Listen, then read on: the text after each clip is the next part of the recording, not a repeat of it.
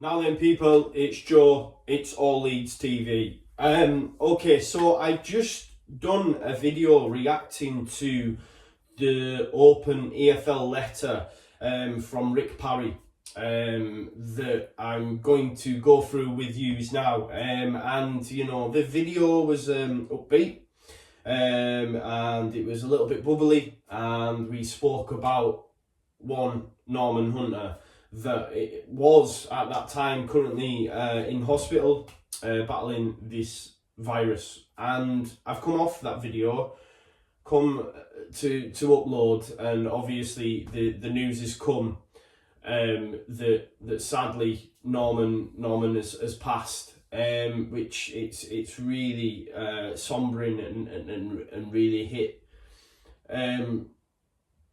all of us, I guess, you know, and you know, I've just been speaking with the All Leeds TV team, and I still want to get out the video on Parry and the letter to us, the fans, because I think it's big news for us, and of course, you know, things do go on, and Oscar's going to be doing a tribute video a little bit later on, so please do watch out for that.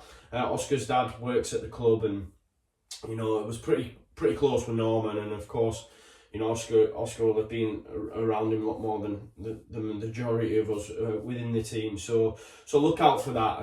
You know, and yeah, it's just really sad, and a passing of a true legend, man. And yeah, yeah, it's just a bit shit, isn't it, guys? It is. But let's get on to the video itself. It just didn't feel right, me putting that video out almost instantly after that, like crazy. So let's just go again.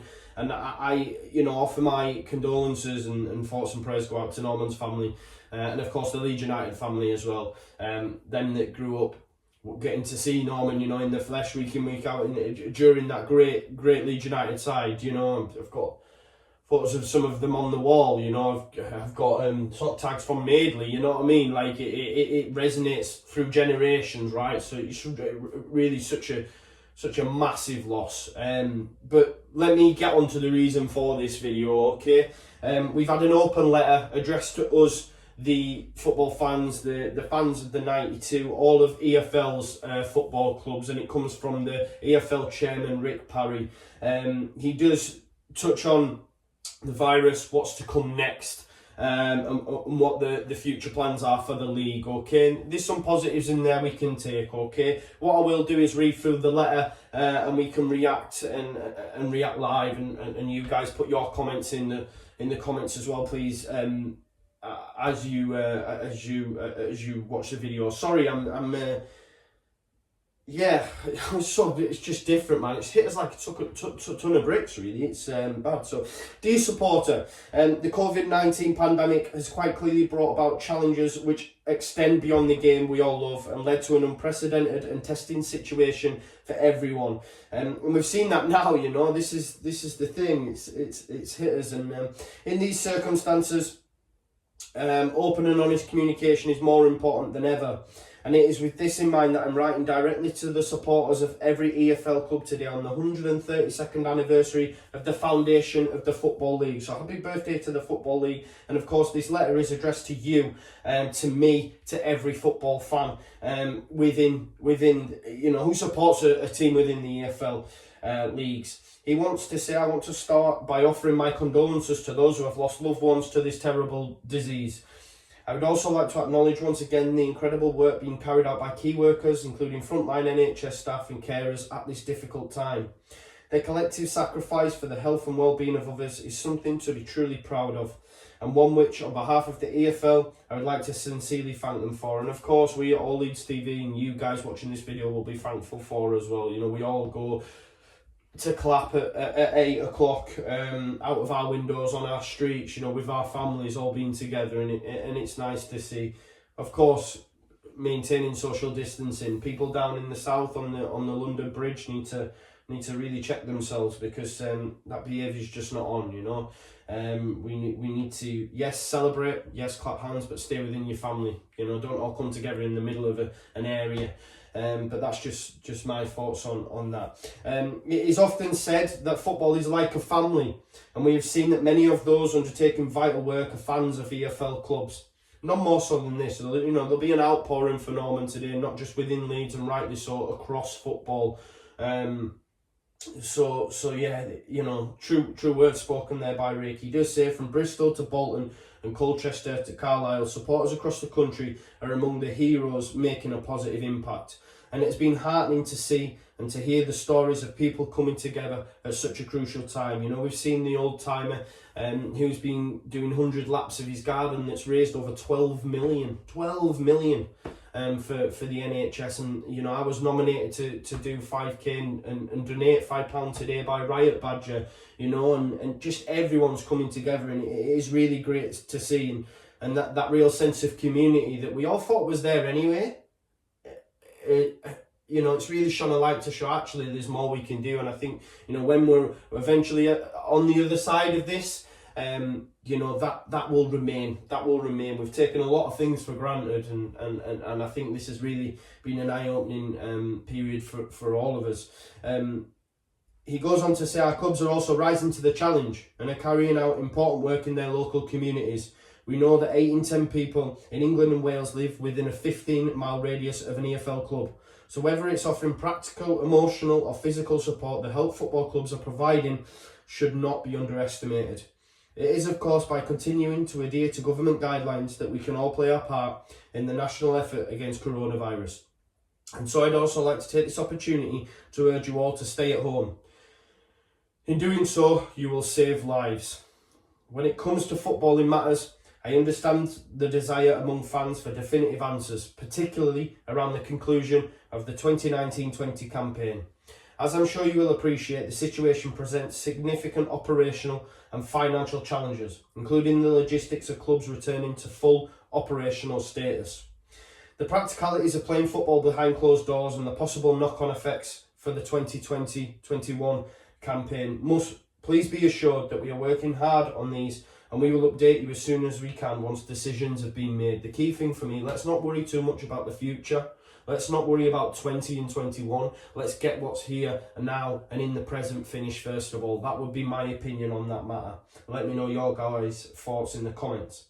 He does say, to give you an honest assessment of the current situation, the point at which you'll be able to attend games again remains unclear. Of course, the lockdown's just been extended by 3 weeks. Of course, players aren't expected to come back until the 16th of May. Will all of them want to come back? Can you blame them? Look, it's scary times. So is it, you know, we've all spoken, I've spoken about it on previous videos, do we look towards that Charlton game at the end of the season on home soil and think maybe just one day we might get to a stage where we can go to football grounds? It's looking less and less unlikely, but the main thing is that we finish this season. But, you know, Rick says it remains unclear. Please be assured, however, that we are going to welcome you back to stadiums as soon as it is safe to do so. Your contribution to the matchday experience and atmospheres created in stadia up and down the country is something we should never take for granted. Unfortunately, I cannot tell you today when football will resume, though whenever we do return, matches are likely to be played without crowds. Okay, it's not what we want to hear, but everyone's safety, my safety, your immediate family's safety, the Leeds United family's safety, you know, football safety, the UK safety, the world's safety matters, okay? And if that means that we have to sit at home and watch it, then so be it. And he says, and whilst we are unfortunately without the presence of hundreds of thousands of supporters who pass through EFL turnstiles each week, we will endeavour to bring live football direct into your homes. I know after my video last time out about the EFL saying we've got 56 days to try and, you know, crush this season in and get it completed, a lot of people will say it's behind closed doors, we'll be able to watch it. He goes on to say, we will endeavour to bring live football direct into your homes once it returns. Plans are continuing to be worked up for all games to be broadcast. That's every single game, either via our broadcast partners, which will be Sky, iFollow, or equivalent club streaming services, i.e. LUTV, maybe watch along with all Leeds TV. We will update you on this once we know when matches will recommence. So for me, behind closed doors, it's a lot further on than what they're telling us, you know. It's likely that it's going to return when they said it was. It's likely that it's going to be finished within 56 days. And it's more than likely that it's all going to be streamed or watched on TV. we have to grin and bear it as long as we can finish it, and as long as everyone remains safe. That is the main thing. It says the contribution to football's finances made by match-going supporters should not be underestimated. It is critical to the business model of league football. Perhaps the biggest challenge right now is not knowing when we'll be able to reintroduce football in front of crowds. We can only hope that the situation develops in such a way that we will be able to do with the shortest possible break. Hopefully we can get that sorted and be able to pay our respects to Norman in the ground, you know, at Charlton, you know, against Charlton at home on the last day of the season. I would love nothing more. Let's pray and hope that that can happen, you know.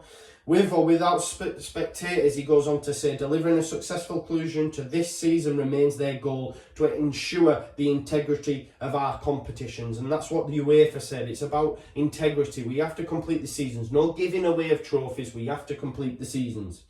This, of course, means that a number of factors, including when, where and within what time frame fixtures will be played, must be given careful consideration in line with government advice. Similar factors must also be taken into account when agreeing an approach towards player training and testing. Of course, we forget sometimes, you know, footballers are a commodity. We forget they're people too at times, genuinely. And do they want to come back and put themselves at risk, you know? So as long as they can be, you know, trained and done in a safe environment, in a good way, and testing is involved, you know, because you don't want them, you know, getting a bout of COVID and it going around, you know. So it's like they said, not, you know, Rick goes on to say, not least the appropriate level of medical resource and creation of an effective and efficient medical match day protocol. I mean, I believe it takes about 200 heads to get a game on anyway at this level. I read the other day, you know, even without supporters, you still need about 200 people around. So it is going to be logistically very tough, but you can see from this letter that things are going on. It says, as we previously stated, the health and well-being of our clubs, their players and staff, and you, the fans, remains our first priority. And so you can appreciate that we want to give thorough and rigorous thought to these matters. From the outset, we have committed to regular dialogue with each of these groups, as well as the government, in order to tackle the challenges we face as effectively as possible, as well as taking into account the current climate in terms of public opinion, including those views of fans. We are regularly taking ideas and suggestions from our clubs. Aside from two catastrophic world wars, this pandemic is arguably the most challenging issue to have affected football since the league was founded 132 years ago today. Our clubs have been left with significant outgoings while facing a sudden loss of income. With this in mind, I'm sure you'll be aware of talk about wages and deferrals.